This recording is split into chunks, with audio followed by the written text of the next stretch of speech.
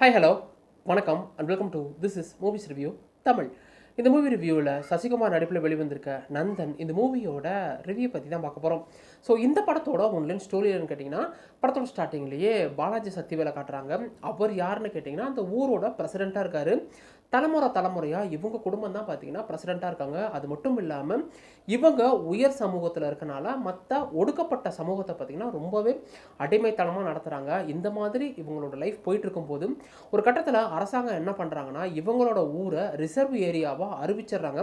So அப்படின்னா ஒடுக்கப்பட்ட மக்கள் தான் அந்த ஊரோட பிரசிடெண்ட்டாக வரணுன்ற நிலமையில ஸோ நாம் இப்படி இருந்துட்டு நமக்கு கீழே இருக்கவங்கள்ட்ட நம்ம எப்படி கைகட்டி நிற்கிறதுன்னு சொல்லிட்டு அவங்க வீட்டிலே வேலை செய்கிற சசிகுமாரை இவங்க பிரசிடெண்ட்டாக நிற்க வைக்க வெளியில் போன ஓனான் எடுத்து வேட்டிக்குள்ளே விட்ட கதையா அடுத்தடுத்து பாலாஜி சக்திவேலுக்கு சில சம்பவங்கள் நடக்க இதுக்கப்புறம் இந்த கதையில் நடந்த சுவாரஸ்யங்கள் என்ன, சசிகுமார்னால அப்படி பாலாஜி சரவணனுக்கு என்னென்ன மாதிரியான பிரச்சனைகள் வந்துச்சு, சசிகுமார் பிரசிடெண்ட் ஆகி அவங்க ஊருக்கு நல்லது செஞ்சாரா, கிளைமேக்ஸில் என்ன ஆச்சு, இதுதான் இந்த படத்தோட மொத்த கதையே. இந்த படத்தோட ஸ்டோரியை பார்க்கும்போது இது பேசிக்காக ஜாதி ஏற்றத்தாழ்வுகளை அடிப்படையாக வச்ச படம். இன்றைய காலகட்டத்தில் ஒடுக்கப்பட்ட சமூகத்தினர் எப்படியெல்லாம் கஷ்டப்படுறாங்கன்றதை பேஸ் பண்ண படமாக இருந்தாலும் படமே பார்த்தீங்கன்னா கிட்டத்தட்ட 2 மணி நேரத்துக்குள்ளே தான், கிட்டத்தட்ட 1 மணி நேரம் 50 நிமிஷம் தான் நினைக்கிறேன். படமே ரொம்ப ஷார்ட் ஃபிலிமாக இருந்தாலும் அது கொஞ்சம் ஓவர் டோஸாக போயிடுச்சோன்ற ஒரு ஃபீல் வந்துச்சு. ஏன்னா 2 மணி நேரத்துக்குள்ளே தான் படமே இருக்குன்றப்ப படம் ஃபஸ்ட்டு சீன்லேருந்து லாஸ்ட் சீன் வரைக்கும் அந்த ஜாதி ஏற்றத்தாழ்வுகளை அடிப்படையாக வச்சு அந்த ஒரு சீனையே முழுக்க முழுக்க எடுத்து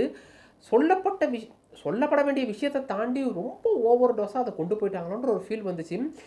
படத்தோட வெரி ஃபஸ்ட்டு சீனே பார்த்தீங்கன்னா, அந்த பாலாஜி சக்திவேல் எப்படியெல்லாம் பிரசிடெண்ட் ஆகிறாரு, அதுக்குள்ளே நடக்கக்கூடிய பாலிடிக்ஸ்ன்னு சொல்லிட்டு ஒரு கோயிலில் நடக்கக்கூடிய ஒரு கான்வர்சேஷனை காட்டுவாங்க. அந்த கான்வர்சேஷனில் ஒவ்வொரு ஆளும் பேசும்போது வெரி ஃபஸ்ட்டு சீனே பார்த்தீங்கன்னா, அந்த செருப்பை வச்சு உள்ளே இருக்க கேரக்டர் யார், எப்படியெல்லாம் அவங்களுக்கு ஜால்ரா போடுறாங்க, எப்படியெல்லாம் அவங்க பேசுகிறாங்கன்றதை அந்த செருப்பை வச்சு காட்டின அந்த தாட் ப்ராசஸ் ரொம்பவே நல்லா இருந்துச்சு. இதை தாண்டி அந்த ஊர் மக்களாக இருக்கட்டும், அந்த ஊர் மக்களோட அந்த வாழ்வியலாக இருக்கட்டும், அந்த வாழ்வாதாரமாக இருக்கட்டும், இதெல்லாம் பார்க்கும்போது எப்பா இன்றைய காலகட்டத்தில் இப்படியெல்லாம் இருப்பாங்களான்னு நம்ம கேட்கக்கூடாதுன்றதுக்காக படத்தோட டைட்டில்லே பார்த்தீங்கன்னா, எப்பா இன்றைய காலகட்டத்திலலாம் இப்படி நடக்குமான்னு நீங்கள் கேட்டிங்கன்னா நான் கூட்டிகிட்டு போய் காட்டிடுவேன்னு சொல்லிட்டு டேரக்டர் பார்த்தீங்கன்னா ஒரு ஸ்லேடை போட்டு தான் ஆரம்பிக்கிறாரு. எனக்கு என்ன ஒரு விஷயம் அப்படின்னா, ஜாதி ஏற்றத்தாழ்வுகளை வச்சு நீங்கள் படம் எடுக்கிறீங்க, நான் இல்லைன்னுலாம் சொல்லலை. இன்றைய காலகட்டத்தில் அது நடக்குது. இதுக்கு முன்னாடி எப்படிலாம் அந்த பிரசிடெண்ட் ஒடுக்கப்பட்ட சமூகத்தினர் பிரசிடெண்ட்டாக இருந்தாங்களோ அவங்களுக்கு என்னென்ன மாதிரியான பிரச்சனைகள்லாம் நடந்துச்சுன்றதை நீங்கள் போர்ட்ரே பண்ணுறீங்க. அதுதான் கோர் கான்செப்ட்ன்றதை அக்செப்ட் பண்ணிக்கிட்டாலும் ஏயா ஃபஸ்ட்டு சீன்லேருந்து எடுக்கக்கூடிய லாஸ்ட்டு சீன் வரைக்கும் அதையா எடுத்து வச்சுருப்பீங்க. படத்தில் மொத்தம் 60 சீக்வன்ஸ் அப்படின்னா ஒரு 10-15 சீக்வன்ஸ் இருந்தால் கூட ஓகே இந்த மாதிரி நடக்குதுன்னு சொல்லிட்டு நமக்கு தெரிஞ்சிருக்கும். ஆனால் 60 சீக்வன்ஸையும் நீங்கள் இப்படியே வச்சுருந்தனால எவ்வளோ தான் ஒரு ஆடியன்ஸ் ஹோல்ட் பண்ணி பார்ப்போம் சொல்லுங்கள். ஃபஸ்ட்டு சீன்லேருந்து லாஸ்ட் சீன் வரைக்கும் அதையா வச்சு எடுக்கிறது என்னை கேட்டிங்கன்னா, சொல்ல வந்த கோர் கான்செப்ட் அதுவாக இருந்தாலும் ரொம்ப ஓவர் டோஸாக போயிடுச்சிங்க. இதை தவிர படத்தில் நடித்தவங்க எல்லாருமே நீட்டான ஒரு பர்ஃபார்மன்ஸே கொடுத்துருப்பாங்க. அது பாலாஜி சக்திவேல் தான் என்னை பொறுத்த வரைக்கும் சசிகுமாரோட ஸ்கோர் பண்ணுறாரு அப்படின்றப்ப ஒரு நீட்டான வில்லனாகவே காட்டியிருப்பாங்க. இதை தவிர சசிகுமார் அவரோட பர்ஃபார்மன்ஸில் எந்த ஒரு குறையும் சொல்ல மாட்டேன். எனக்கு என்னென்னா, அவர் ஃபஸ்ட்டு சீன்லேருந்து லாஸ்ட் சீன் வரைக்கும் அந்த வெத்தலைப்பாக்கு, அந்த அழுக்கு லுங்கி அழுக்கு சட்டை, ஏயா ஒடுக்கப்பட்ட மக்கள் இப்படி இருப்பாங்கன்றது அது இப்படியா காட்டுவாங்க. ஒரே ஒரு வெள்ளை சட்டை அவர் வச்சுருப்பார், அதுவும் கல்யாணத்துக்கு எடுத்துட்டுருவார். நம்புற மாதிரியா இருக்குது. கொஞ்சமாச்சு நீங்கள் படத்தை ராவாக ப்ரெசென்ட் பண்ணுங்கள், அது எந்த ஒரு குறையுமே சொல்லலை. ஆனால் கொஞ்சமாச்சும் உண்மைக்கு நெருக்கமாக படம் எடுக்க வேணாமா. இதை தவிர சசிகுமாரோட ஒய்ஃபாக இருக்கட்டும், இல்லை கட்டரும்பு பிராங்க்ஸ்னு சொல்லிட்டு கொடுத்த ரோலை எல்லாருமே நீட்டாக பண்ணியிருக்காங்க.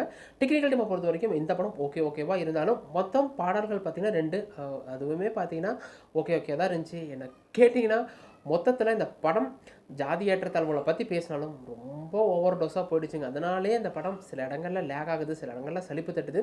ஸோ வாய்ப்பு கிடைச்சா ஒன் டைம் பாருங்கள். படத்தில் பெருசாக அடல் கண்டென்ட் இல்லைனாலும் சில ரத்தம் தெரிக்கக்கூடிய காட்சிகள் இருக்குது. இதை மட்டும் மைண்டில் வச்சுட்டு பாருங்கள். மொத்தத்தில் இந்த நந்தன் எப்படி இருக்குன்னு கேட்டிங்கன்னா, இந்த படம் பேசிக்காக ஜாதி ஏற்றத்தாழ்வுகளை அடிப்படையாக வச்சு எடுக்கப்பட்ட படம்.